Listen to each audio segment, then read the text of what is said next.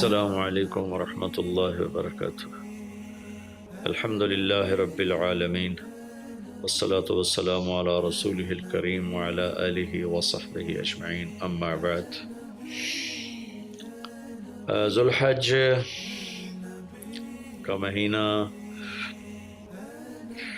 ہمارے مبارک مہینوں میں سے ایک مہینہ ہے کہ اس میں اللہ تعالیٰ نے حج اور قربانی، یہ دو بڑے عمل اس میں جمع فرمائے ہیں۔ پوری دنیا سے حجاج کرام اس مہینے میں حج بھی کرتے ہیں اور پھر مینا میں آ کر قربانی کرتے ہیں، اور اللہ تبارک و تعالیٰ نے ان ایام کی قسم اٹھائی ہے، والفجر ولیال عشر والشفع والوتر واللیل اذا یسر هل فی ذلک قسم لذی حجر۔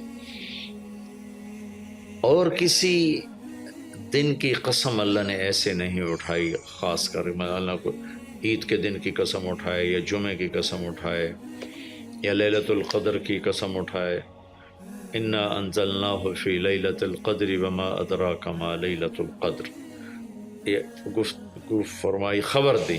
لیکن والفجر، مجھے قسم ہے فجر کی، اس سے مراد 10 تاریخ کی صبح، جو 9 کا دن گزار کے حج کا دن ہوتا ہے، اور وہ گزار کے جب 10 کی صبح یعنی قربانی کی جو صبح ہے، اللہ نے والفجر اس کی قسم اٹھائی۔ پھر ولیال عشر، یکم سے 10 ذو الحج کی جو راتیں ہیں ان کی قسم اٹھائی۔ والشفع، یہ 10 کے دن کی قسم اٹھائی۔ والوتر، اور یہ اللہ تعالیٰ نے 9 تاریخ کی قسم اٹھائی۔ واللیل اذا یسر، اور یہ 9 اور 10 کی درمیانی رات کی اللہ تعالیٰ نے قسم اٹھائی۔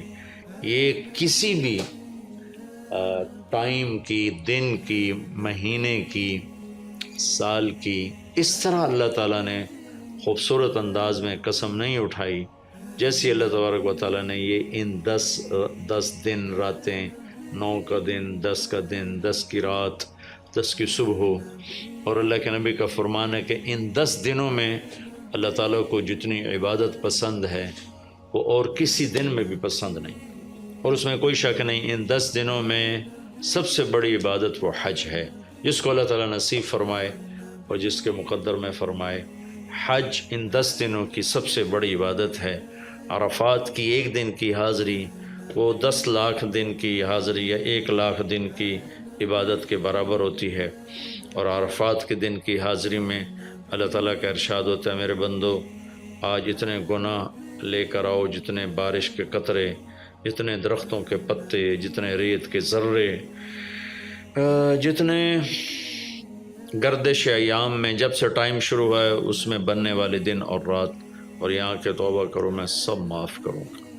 اور عرفات کے دن جتنا شیطان ذلیل ہوتا ہے اتنا کسی دن بھی ذلیل نہیں ہوتا، اور میرے محبوب صلی اللہ علیہ وسلم نے یہ دن حج کا، عرفہ کا، زور اثر کٹھی پڑھ کے پھر سارا دن شام تک کوئی 5-6 گھنٹے مسلسل دعا مانگی، اور آپ نے فرمایا کہ اس وقت میرا اللہ میرے صحابہ پہ فخر فرما رہا ہے، اور قربان جاؤں خطاب کے بیٹے پر، فرمایا، اور عمر بن خطاب پہ اس وقت میرا اللہ خاص طور پہ خوش ہو رہا ہے، اور خاص طور پہ عمر بن خطاب پہ اللہ تعالیٰ فخر فرما رہا ہے۔ تو ان 10 دنوں میں جسے اللہ حج میسر فرما دے تو اس سے بڑی عبادت کوئی نہیں۔ حج میسر نہیں ہے تو پھر ان 10 دنوں میں نومی کا روزہ رکھنا، ان 10 دنوں میں روزے رکھنا، اس میں نوافل کی کثرت، صدقے کی کثرت، پھر قربانی، یہ سارے اعمال ان 10 دنوں میں انتہائی محبوب ہیں۔ جنہیں اللہ سعادت دے دے حج کی، بار بار جائیں، تابعوا بین الحج والعمرہ، حج عمرہ آگے پیچھے کرو، آگے پیچھے کرو۔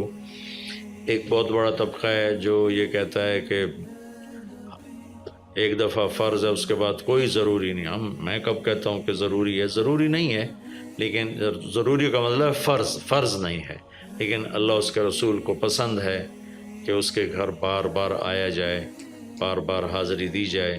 اللہ کے نبی کو تو آخر عمر میں جا کے موقع ملا، اس کے بعد آپ دنیا سے تشریف لے گئے۔ اگر آپ اس کے بعد زندہ رہتے تو یقیناً آپ ضرور حج کرتے، چونکہ آپ نے جتنے سال مکہ میں گزارے آپ نے ہر سال حج کی، نبوت کے اعلان سے پہلے بھی اور نبوت کے اعلان کے بعد بھی آپ نے مسلسل حج کی، اور 4 عمرے آپ نے فرمائے زندگی میں پر 4 عمر، ایک عمرہ مدینہ سے خاص طور پر تشریف لائے جس کو ہم صلح حدیبیہ کہتے ہیں، وہ ہو نہیں سکا لیکن آپ نے وہیں عمرے کا کام پورا کیا، سر مڑائے، احرام کھولے، پھر اگلے سال آپ اس کی قضاء کے لیے تشریف لائے، پھر ایک عمرہ آپ نے فتح مکہ کے بعد جعرانہ سے احرام باندھ کے تشریف لائے اور عمرہ کیا، اور ایک عمرہ آپ نے اپنے حج کے ساتھ کیا۔ صدیقی دور میں پہلا سال جنگوں میں گزر گیا، دوسرے سال صدیق اکبر اپنے پورے ساتھیوں کے ساتھ حج پہ تشریف لائے، فاروقی دور میں عمر بن خطاب رضی اللہ تعالیٰ 10 سال حکومت کی، 10 سال حج کیا، ہر سال حج پہ تشریف لائے۔ عثمان رضی اللہ تعالیٰ عنہ نے اپنی خلافت کے دور میں جب تک امن رہا ہر سال حج کرتے رہے، جب فساد شروع ہوا تو آپ رکے، اس میں شہید ہو گئے۔ علی رضی اللہ تعالیٰ عنہ کو موقع نہیں ملا، جنگوں میں زندگی گزر گئی اور اسی میں آپ اللہ پاک کی بارگاہ میں پہنچ گئے، تو لیکن باقی 3 ساتھیوں کی خلافت کے دور میں آپ نے بکثرت حج اور عمرے کیے۔ تو دین کے کسی عمل کو یوں کہہ کر ہلکا نہیں بنانا چاہیے کہ اس کی کیا ضرورت ہے، اتنا پیسہ خرچ کرتے ہیں، اس کی کیا ضرورت ہے، کسی غریب کو دے دیا جائے، یہ اس طرح تقابل نہیں کرنا چاہیے کہ اللہ کے گھر کی حاضری کو اتنا ہلکا نہیں سمجھنا چاہیے۔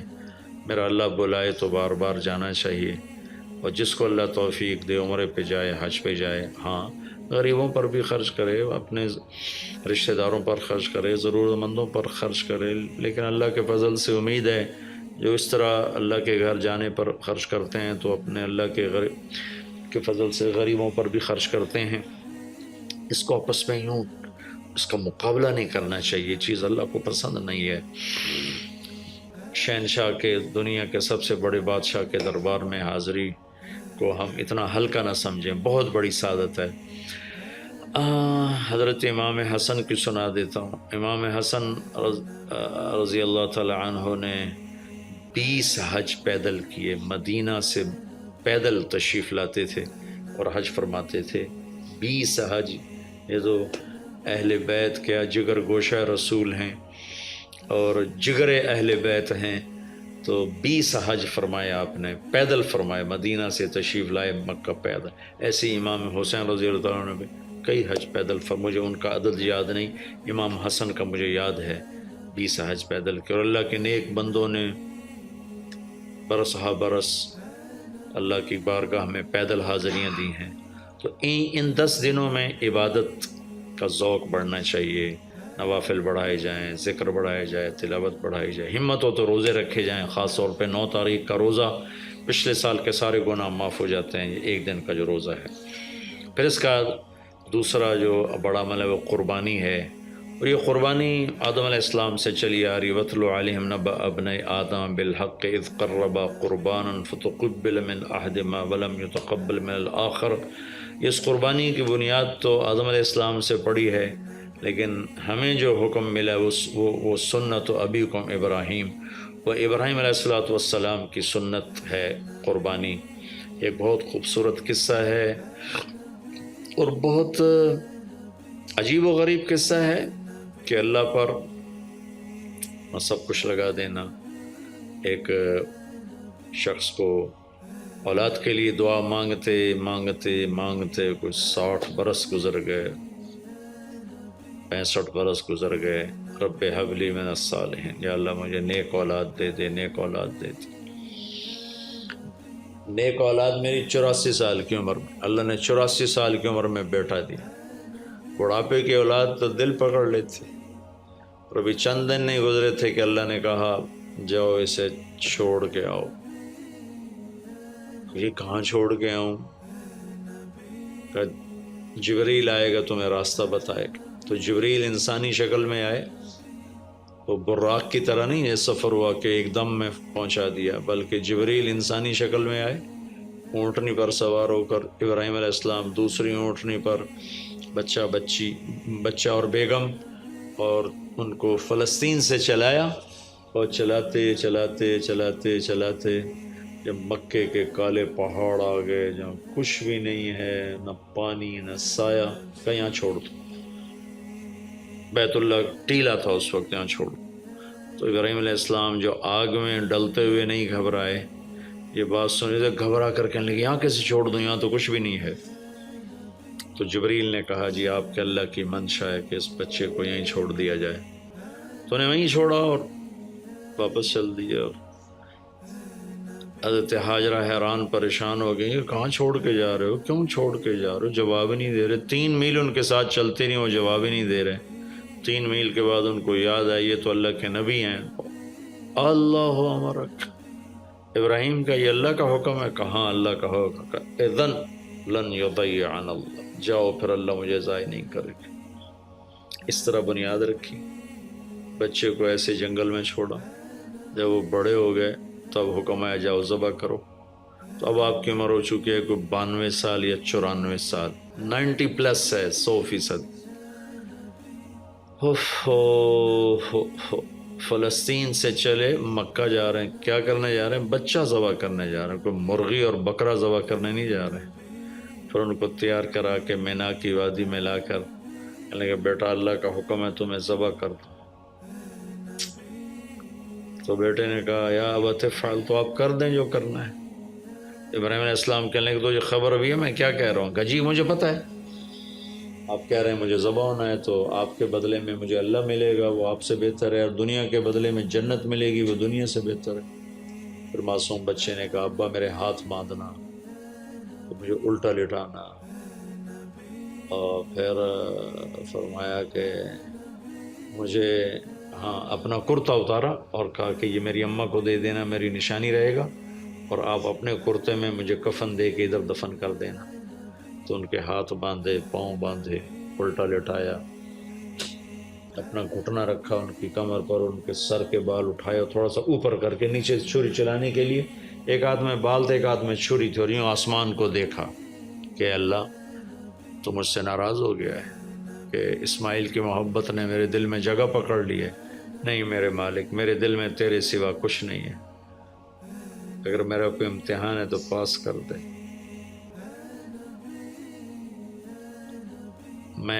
میرے دل میں تیرے سوا کچھ نہیں ہے، اور اگر تم مجھ سے ناراض ہے تو اپنی ناراضگی دور کر دو، چھری چلا دو۔ تو میرے مالک نے اسماعیل کو نکال کر چھترے کو ڈال دیا، چھترا، اور آنکھ کھلی تو آنکھوں پر پٹی تھی، کھولی تو آگے چھترا ذبح تھا۔